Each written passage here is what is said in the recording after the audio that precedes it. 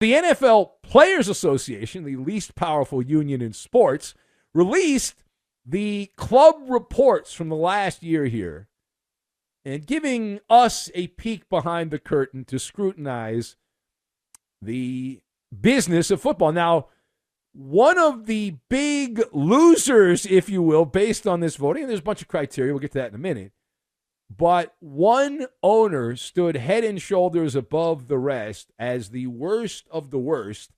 And if you didn't see it, and maybe you missed it, maybe you've been paying attention here, but it was Kansas City Chiefs owner Clark Hunt. He graded out as the bottom of the barrel, the lowest ranking, the lowest of the low among the aristocrats club in pro football. Now, why?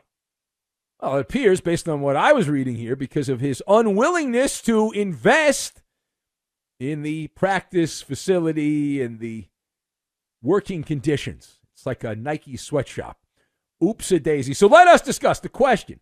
Is there a lesson from Clark Hunt of the Chiefs being named the worst owner in the NFL? So I've got the Great Gatsby, Home Depot, and Dunce Cap, and we will tie all of these things together, and we are going to have a hole-in-one is what we're going to have. So, A, to answer the question, is there a lesson here? I am nodding my head yes. Of course there is. It's a teachable moment. Clark Hunt, according to the NFL Players Association, is the worst owner in football. You know what that is? That is true, but irrelevant. It is true, but irrelevant. There is no correlation between ownership and winning Lombardi trophies. How do I know that? The Chiefs have won 3 of those over the last 5 years or so. In 2022, I believe it was. 2022. So we're going back a few years. Clark Hunt said that he was going to improve the facility. That was a mistake. If you promise another human being something and don't deliver, you are a scoundrel. We've all been there, right? In our world, your world, my world, we had people in our little circle that have said something, they're going to do something, they don't do it, they become king of the schmucks. And that is apparently what happened here, from what I understand, with the owner of the Chiefs. He's become like a politician who doesn't keep his election promises. Now, my other thought here, I flash back to the Great Gatsby. Now, you don't hear enough about the Great Gatsby on sports radio, but the phrase that came out of that, the movie, the book, the whole thing, was that you want new, not old cash. The Chiefs are old money. All right, Clark Hunt, he's never done anything relevant in his life. He's a trust fund baby. He's never done anything successful in business other than the fact that he inherited a football team from daddy because he happened to come from the right genetic pool. So his father happened to own the team and got lucky, and the NFL took off, and then Clark Hunt owns the team. So it's old money. He has no skills to do anything to make money other than the football team that his daddy left him. So he's got to protect the cash. So the less money you spend, the less you have to take out of your possible earnings. And so that's the way it goes. Now, speaking of this and staying with the survey, a headline now from Lost Wages, Nevada, where Josh McDaniels is back. Now, you might say, well, he's not back. He was fired as coach of the Raiders several months back in the 2023 regular season. Well, Josh McDaniels ranked dead last among all NFL head coaches in this survey.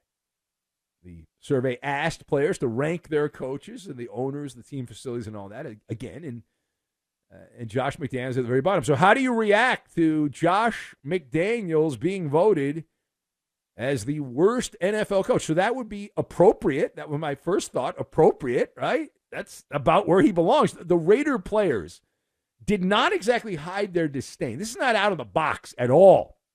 They were very open about loathing Josh McDaniels. And as for his coaching future, this particular survey is a nice trip down to the local Home Depot, the aisle with the nails, because that would be the final nail in the head coaching coffin of Josh McDaniels. Turn out the lights, the party's over. Not that it wasn't already over, but if you had any doubts, nobody will ever give Josh McDaniels the keys to an NFL team as a head coach again. He can get an offensive coordinator job somewhere down the line, but not a head coach. It was supposed to be different. You told me it was going to be different. You did, right? He was more mature now. He had learned from his mistakes with the Broncos. He was all grown up. That's what you pundits told me. You told me that. You told me that, pundits. It's going to be different for Josh McDaniels. In the end, it was a carbon copy, the doppelganger of the younger Josh McDaniels. The only difference, we didn't get Tebow Mania with the Raiders. No Tebow Mania. Josh McDaniels brought Tebow Mania to Denver. But as far as the head coach, he's cooked. Unless Bill Belichick comes back, gets a head coaching job, hires McDaniels, then quits mid-season, and then McDaniels can be the interim coach. Can be the interim coach for the end of the year. All right, last word.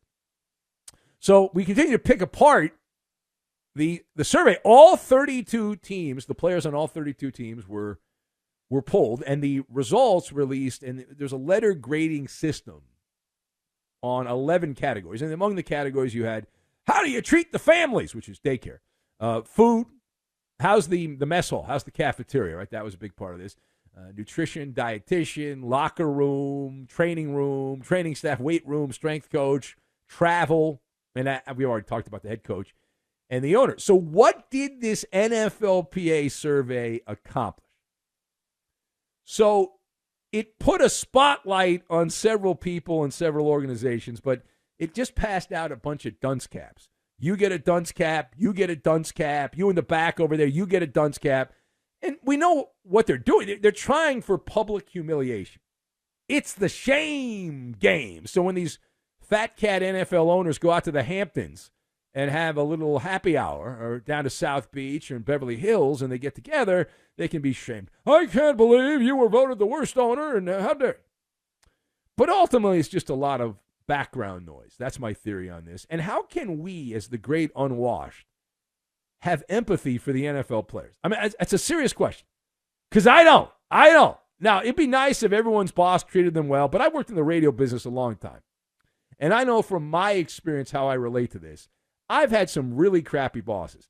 But I have pride in my work, so it's not like I go out and like, I'm not gonna try because I have a bad boss or something like that.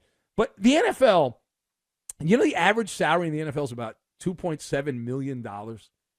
That the average salary, $2.7 million. And we've got a whole survey of players complaining because the cafeteria food isn't good. They don't provide free daycare. 2.7, can't you get a babysitter for 2.7? The travel? No, it's an inconvenience. It's a pain in the ass and all that stuff, and you should be able to get your own hotel room. But this is not a Greek tragedy here. Last I checked. Maybe I'm wrong on that. Maybe it is, and we should feel terrible. I mean, I know the fanboys are all upset. They're very angry. I can't believe it. How do you not provide the proper dietitian? Meanwhile, the top-notch players all have their own dietitians, right? Their own nutritionists and people, and their chefs and all that. They have an army of people. The hangers-on, right? They're the ones that ride the coattails of the star player because they can make a lot of money, because these guys make a lot of money, and so they can get salaries of $150,000, $200,000 a year to pretty much do nothing.